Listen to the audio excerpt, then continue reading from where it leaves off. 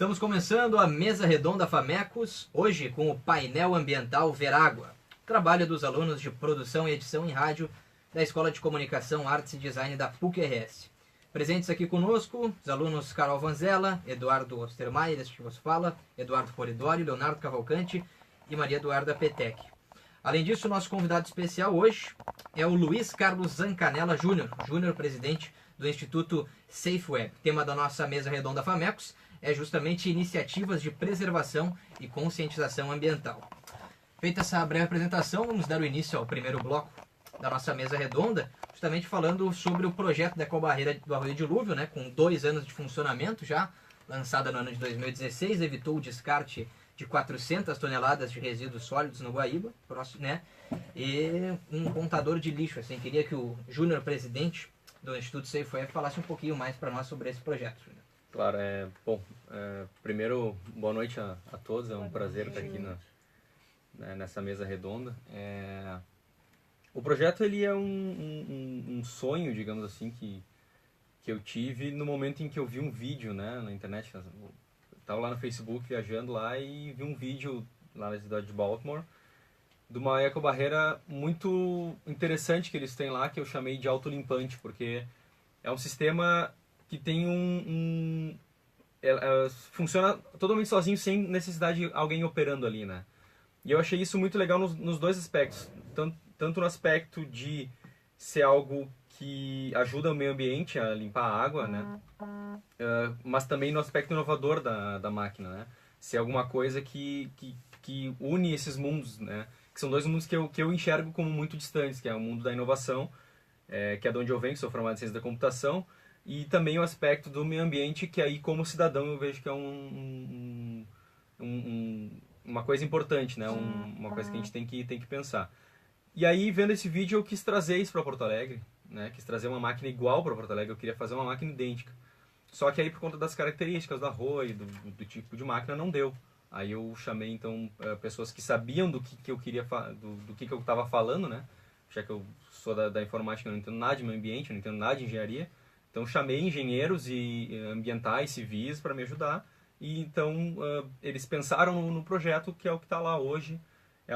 E a gente tem muito orgulho de dizer que ele já tirou mais de 400 toneladas em 2 anos, aí, que é um número bastante expressivo, né? É um número que chama atenção, né? Projeto de grande importância mesmo. Júnior, presidente do Instituto SafeWeb. Depois, no segundo bloco, vamos falar também sobre a revitalização do Lago Guaíba, projetos futuros, mas ainda permanecendo no assunto da ecobarreira do Arroio Dilúvio, a Carol Vanzella vai nos trazer mais algumas informações a respeito de burocracia, tudo, né, Carol? Boa noite, então. Júnior, a gente fez, pesquisando sobre o assunto, né, essa questão da barreira de Baltimore é bem legal, e a gente queria conversar um pouco sobre a questão de como se deu esse processo de idealizar. Eu vi um vídeo, né, sobre do projeto. Ele foi premiado na Virada Sustentável de 2016, se eu estou correta? Para 2017, né?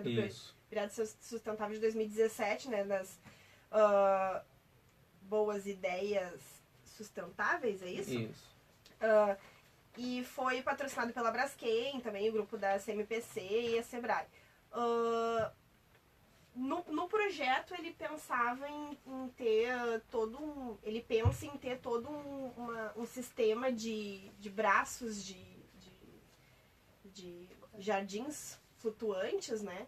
Que acredito que auxiliaria o processo da retenção dos resíduos, né? Ou a filtragem disso.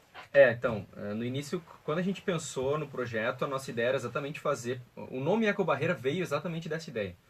De que seria uma barreira que seria feita de material reciclado, né, garrafas PET e tal, com um tipo de espuma dentro para evitar que fure e afunde, né, com terra em cima e plantas que seriam plantadas em cima e ficariam submersas, né. Essas plantas ajudariam, é o tal do capim vetiver, né, diz que ajuda a limpar a água e tal.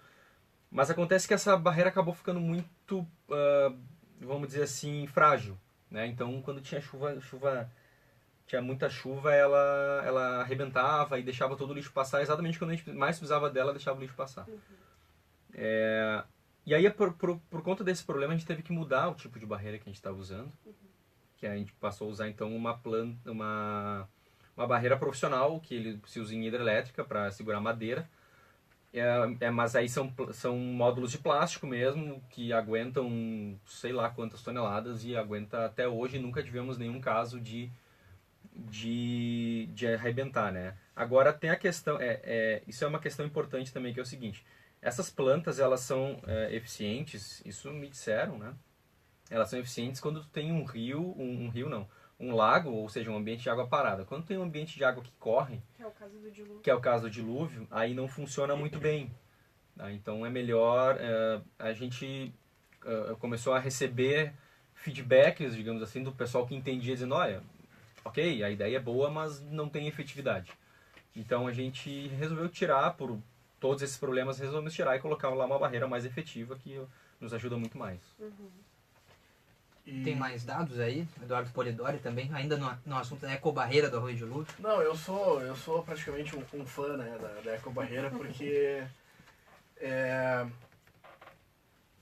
muito ruim a gente ter numa cidade, no meio da nossa cidade, um cartão postal, né, que muitos anos atrás o pessoal tomava banho, tinha todo um mercado, né. Então eu acho essa iniciativa muito legal. E gostaria que tivessem outras ecobarreiras ao longo do dilúvio, né? E saiu 3 dias atrás, né, a Braskem, né, que é patrocinadora de várias coisas, que está fazendo um projeto justamente para saber o que fazer com esse lixo que vocês recolhem, né? Que tem projeto universitário, premiação e tal. Perfeito. E é interessante porque a gente não sabe se isso aí é realmente reciclável, né? Porque tem todo tipo de lixo que vai desagar no Guaíba, que aí depois polui a praia de Ipanema, né? Que daí tem todo o negócio do nosso projeto, né? Do nosso projeto Verágua, né? Tu sabe que, agora que eu vi aqui no teu papel, eu não conhecia essa... de 3 dias atrás. Eu não tinha visto essa reportagem, vou dar uma lida. Mas, de fato, o que acontece? Isso é uma coisa... a Braskem entrou nessa jogada porque nós chamamos eles, né? O que acontece? Tu vai lá na ecobarreira e olha, tem muita garrafa PET, muito isopor, muita lata. De fato, é muito material reciclável. Eu diria que, cara, entre 85% e 90% do material é reciclável, bem facilmente. O que acontece? O DMLU, ele caracteriza a água do dilúvio como sendo contaminada. Então, contaminada desde esgoto, que é jogado in natura ali, que é proibido, né, jogar esgoto no dilúvio. Até metais pesados, aí tem muito posto de gasolina, agora que gasolina está muito em voga se falar, muito posto de gasolina que acaba... que acaba despejando alguns resíduos no dilúvio, né? Então essa água ela é caracterizada como contaminada. E todo o resíduo que cai lá dentro acaba também tendo essa caracterização. Então, o local para onde esse resíduo vai ser levado, independente do tipo, é o aterro sanitário. Né? Lá de Minas do Leão, fica a 90 km de Porto Alegre, tem dezenas de caminhões que vão daqui de Porto Alegre até lá diariamente levando resíduos para lá. Isso é uma coisa que sempre me incomodou, assim, eu nunca gostei muito dessa história de material reciclável sendo levado para aterro sanitário. A gente tem material reciclável, o objetivo é que a gente recicle e que a gente até faça trabalhe um pouco mais na questão social, sair um pouquinho da questão ambiental e ir um pouquinho para a questão social, que é as pessoas que vivem justamente da reciclagem de materiais. Né? Tem uma usina de reciclagem ali na Vila Pinto que faz um trabalho magnífico, com famílias de baixa renda que vivem daquilo, diariamente fazem aquilo e de fato tiram seu sustento daquilo. Então a gente queria contribuir com esse material que nós temos, que é um material valiosíssimo para eles, poder entregar. Só que para isso eu preciso chegar no DMLU e descaracterizar essa contaminação. Eu preciso dizer para o DMLU, seguinte, esse material, ele caiu no dilúvio, mas não é por isso que ele tem que ir para o aterro. Então, vamos pegar esse aqui, vamos entregar para a Vila Pinto, vamos melhorar a vida dessas pessoas um pouquinho mais, tá? E aí que a gente chamou a Braskem, porque a Braskem, uma das maiores empresas de plástico do mundo, sabe mais do que ninguém trabalhar com química.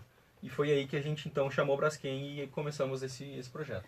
Muito bem, esse é o Mesa Redonda Famecos, tratando hoje das iniciativas de preservação e conscientização ambiental.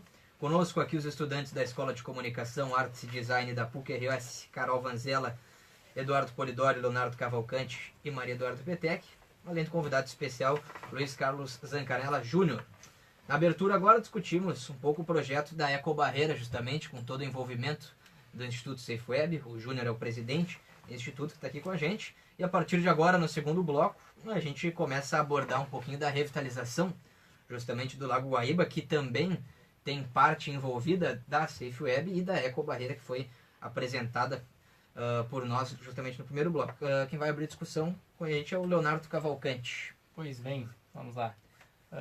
Falando um pouco do Guaíba, a gente esse ano teve o exemplo da praça ali, da Praça Júlio Mesquita, ali perto da usina do gasômetro, que ganhou vida, deu um espaço bem bacana que a população precisava ali. E agora a gente tem food truck, a gente tem feira, tem um monte de coisa ali. E, enfim, essa praça entregue, ela faz parte de um projeto de revitalização da usina do gasômetro. E eu acho que falar um pouco sobre isso é importante agora, porque é uma coisa que está crescendo e que a gente está precisando abordar, porque em oportunidades até a SafeWeb tá tudo acontecendo ao mesmo tempo. A gente tá vendo as coisas mudarem realmente, e a gente conversou aqui com o presidente do Comitê do Lago Guaíba, e ele nos deu uma projeção assim de até 11 anos ter um novo Guaíba, assim, com enfim, balneabilidade, etc. E eu acho que é interessante notar isso, em como as coisas estão acontecendo. Existem projetos, o que eu imagino é que muitos desses projetos que estão em andamento agora, eles fiquem um pouco travados por causa de algumas burocracias, como foi com o projeto do Pro Guaíba, né? E, enfim, já houveram várias tentativas de limpar o Guaíba e etc, e ficaram travadas. Mas eu acho que agora a gente começa a ver um pouco as coisas acontecer, e isso dá até uma animada, assim, principalmente pensando no futuro, né? Porque é uma coisa que faz parte da história de Porto Alegre e que a gente podia aproveitar bem mais do que aproveita, né? E até a posição do Júnior a respeito disso aí, né? Já entrando na revitalização do Lago Guaíba. Claro. O Guaíba é o cartão postal da cidade, e isso é muito claro para todo porto-alegrense, né? E o arroio dilúvio, ele é só um dos problemas, né? Um dos arroios que desagam no Guaíba. Eu, quando coloquei a ecobarreira, eu sempre digo que o meu objetivo não era o arroio dilúvio, mas sim o Lago Guaíba. Eu quero proteger o Guaíba. Eu não estou protegendo o dilúvio. Agora, o Lago Guaíba tem muitos outros rios que caem ali. Arroio Dilúvio, Arroio Feijó, só que em Porto Alegre tem o Arroio Cavalhada. Tu pega ali aí, outros rios, Rio dos Sinos, Rio Gravataí, que são rios podres, são dentre os 10 rios mais poluídos do Brasil, 3 desagam no Guaíba. Imagina o que a gente não tem de porcaria aqui, né? Então, a ecobarreira, até teve a referência que há mais ecobarreiras no dilúvio, né? A gente tem a ideia de colocar ecobarreiras, em vez de colocar mais no dilúvio, a gente expandir um pouquinho e colocar isso em outros rios, no Rio dos Sinos, no Gravataí, no Jacuí, no Caí, nos rios que desagam ali no Guaíba, e fazer outros projetos. Porque a ecobarreira é um projeto legal, mas ele resolve um problema de um problemaço que existe, né? Que se tu pensar que a ecobarreira pega 20 centímetros de profundidade, que é um palmo assim, não é quase nada, tem muita coisa que passa por baixo. E se tu colocar essa mesma solução, tu vai estar simplesmente retirando o lixo flutuante de dentro da água. Ok, é importante, mas para tu ter balneabilidade no Guaíba, que é o caso que vocês estão estudando aqui, para ter balneabilidade tu não precisa simplesmente não ter resíduo, tu precisa ter uma água limpa, uma água que não seja contaminada, como eu falei antes, né? E para isso a gente precisa tentar acabar com essas despejo irregular de vários tipos de coisa dentro de todos os rios, né?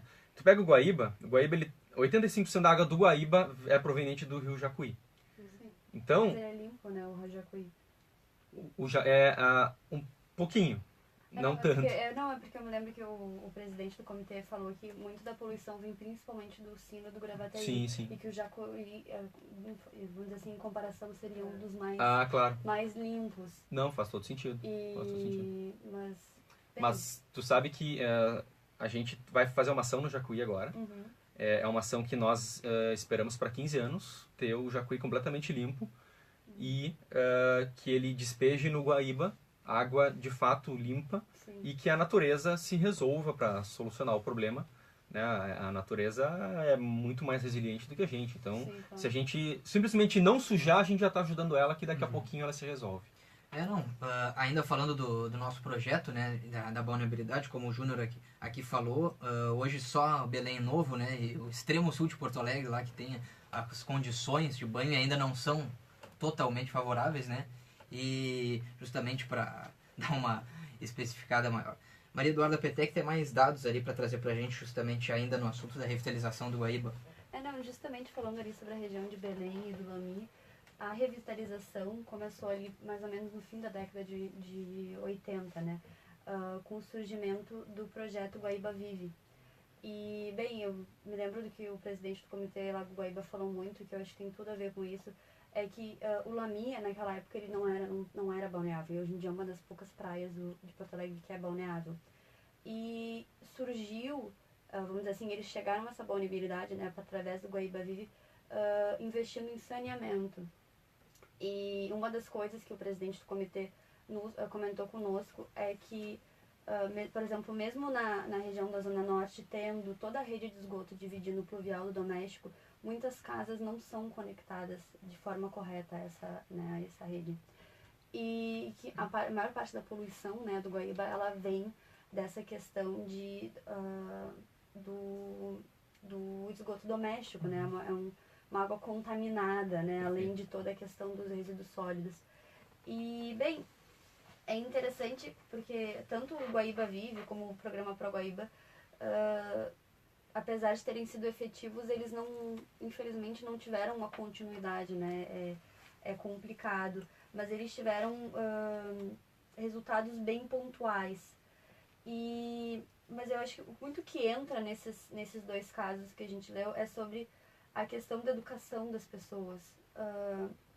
Muito do que se fala é que não adianta, por exemplo, tem toda a questão do investimento estrutural. Isso o Guaíba Vive lá no final da década de 80 já falava que não adianta ter esse investimento se tu não tem um investimento na conscientização das pessoas. E por isso muitos desses programas eles focam muito mais às vezes na questão de falar com as pessoas e criar eventos e fóruns, debates, que foi muito que eles focaram lá na Zona Sul, porque eles inicialmente focaram no que eles acreditavam que eles iriam conseguir fazer, que era revitalizar a Zona Sul.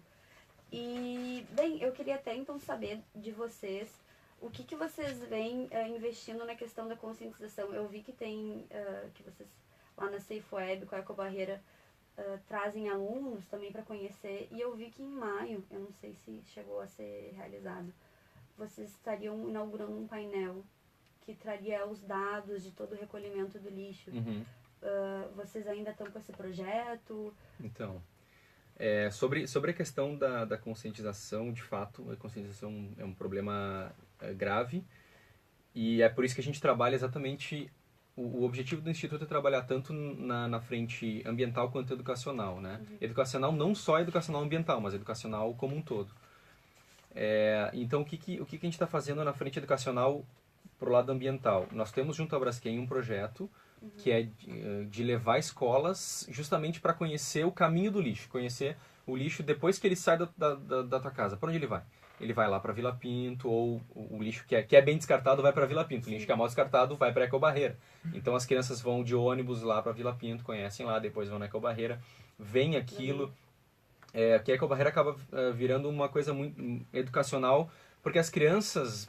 eu tenho muita visão de que as crianças são o futuro da nação. Isso é muito batido, né?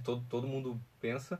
Mas quando tu leva uma criança para lá e vê ela olhando a Ecobarreira, aquele lixo, sentindo aquele cheiro, tu vê que aquilo de fato impacta muito mais a eles do que a nós que somos, temos aí mais de 20 e poucos anos, aí eu mais de 30 no caso, mas... Eu também. Tá. Então, a gente vê que é com eles que a coisa vai mudar. Então, eu vejo que muito da educação tem que ser feita na criança, e a gente não pode esperar que isso seja uma mudança de hoje para amanhã.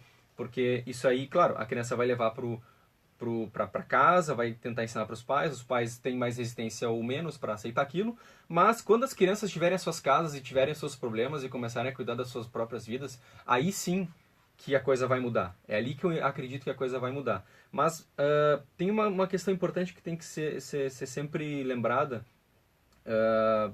para que a gente sempre tenha isso em mente, que não é só a educação das pessoas que gera problema. Também é a falta de infraestrutura para receber pessoas, resíduos, né?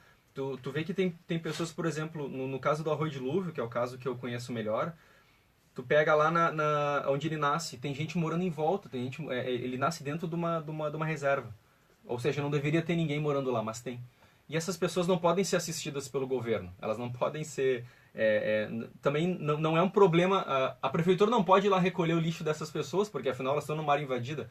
Então é uma faca de dois gumes, assim, que as pessoas... O que elas vão fazer com os seus lixos? Elas vão colocar isso no passeio, mas ninguém vai vir buscar, então, bem ou mal, elas colocam no rio. O rio leva embora o lixo, né? Então tem uma questão educacional, tem uma questão social, é uma coisa muito, muito, muito grande, assim. A gente entra até numa questão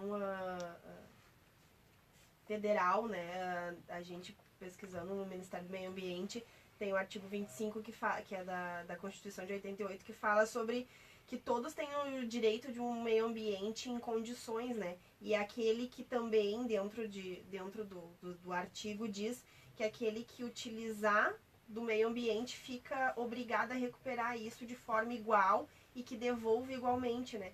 Então, como tu disse, é uma faca de dois gumes, e a questão deveria partir de ambos os lados, né? A conscientização e a responsabilidade social de ambos os lados. Exatamente. Mesa Redonda Famecos discute o tema iniciativas de preservação e conscientização ambiental.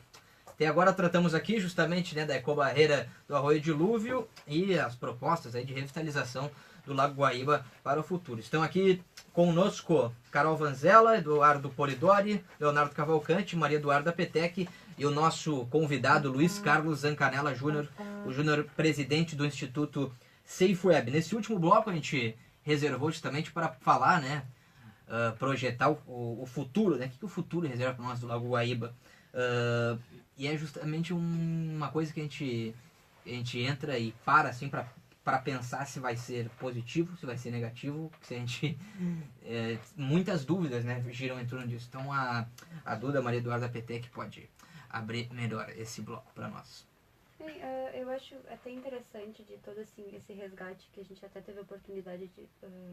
a gente teve a oportunidade de estudar um resgate. Eu acabei entrando em contato com esses dados que surgem ali, essas iniciativas que surgem em 1980, e depois quando a gente falou com o presidente do comitê do Lago Guaíba, agora com o Júnior, de ver que como as coisas estão andando. As coisas já aconteciam e a gente vê um desenvolvimento que as iniciativas não estão parando, que muitas vezes a gente tem essa sensação de estagnação, de que nada está acontecendo, e a gente agora está podendo ainda, principalmente com essa questão de redes sociais, internet, ter contato e poder contribuir, né? E, bem, sim. Nas perspectivas, né, a gente teve também a chance de conversar. Agora a gente tem sempre projeções de 15 anos, 20 anos. E, bem, eu diria que eu vejo como uma coisa positiva. Eu acho que as pessoas estão se interessando, e com toda essa questão do desenvolvimento da inovação, como o Júnior falou, eu acho que ele é um próprio case, assim, de como as pessoas estão simplesmente tomando iniciativas, mesmo às vezes com uma questão de basta, ou com uma questão de envolvimento. Hoje em dia também com toda essa oportunidade de tu fazer, levantar fundos na internet, mobilizar as pessoas. Então eu acredito que isso vai continuar crescendo de uma forma positiva do envolvimento. Muito da questão que a gente falou sobre a conscientização das pessoas estarem se importando e estarem querendo agir. E de novo, eu acho a questão da SafeWeb interessante, de que eles decidiram tomar uma frente, né, como empresa, até Então, eu acho que é bem positivo. Eu também vejo dessa mesma forma, né, da conscientização conjunta, né, buscar para termos um futuro melhor. Leonardo Cavalcante, então, esse futuro do Lago Guaíba. É bom ver as coisas acontecendo mesmo. A gente ouvia muito, a gente se falava muito em resgatar o Guaíba e muitos projetos, mas é bom agora ver realmente as coisas saindo do papel e sendo entregues. Iniciativas como essa da SafeWeb e são muito necessárias e coisas mais macro, assim, coisas que sejam que movimentem mais, que sejam mais caras também, como o próprio comitê, né, que está trabalhando desde 2006, um trabalho bem extenso, né? Ajudar. Claro que a conscientização é muito, muito importante. A Duda até falou do lixo doméstico, que é bem difícil de controlar também, né, de saber de onde vem, enfim. Mas eu ainda acho que, além dessa conscientização, a gente precisa sim de iniciativas ou públicas ou privadas, mas enfim, que vão causar mais impacto, assim, principalmente nas nascentes, enfim, nos constituintes do Guaíba, né?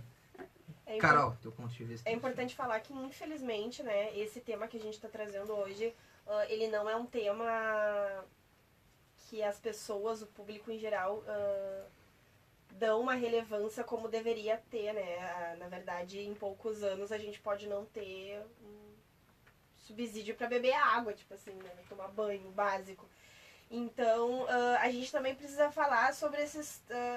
deixar claro que não é só a SafeWeb, mas temos 39 projetos, né, que nasceram junto com esse projeto que a SafeWeb hoje nos traz aqui, que é a Eco Barreira, que saiu do papel e está funcionando e está gerando recursos, né, de possibilidades, tanto da questão ambiental, de reciclagem, e como o Júnior falou, a possibilidade de, no futuro, trazer uma questão mais lucrativa para essas pessoas que vivem da recuperação desses resíduos, né? Eduardo Polidori. Só para finalizar, então, eu acho que Porto Alegre cresceu de costas pro rio. Né? A gente foi crescendo, está crescendo cada vez mais e está crescendo de costas para o rio. A gente está esquecendo de como é bom a gente ter um rio na cidade. A gente pode ter turismo, a gente pode ter, até para nós agora, a revitalização lá do gasômetro, né?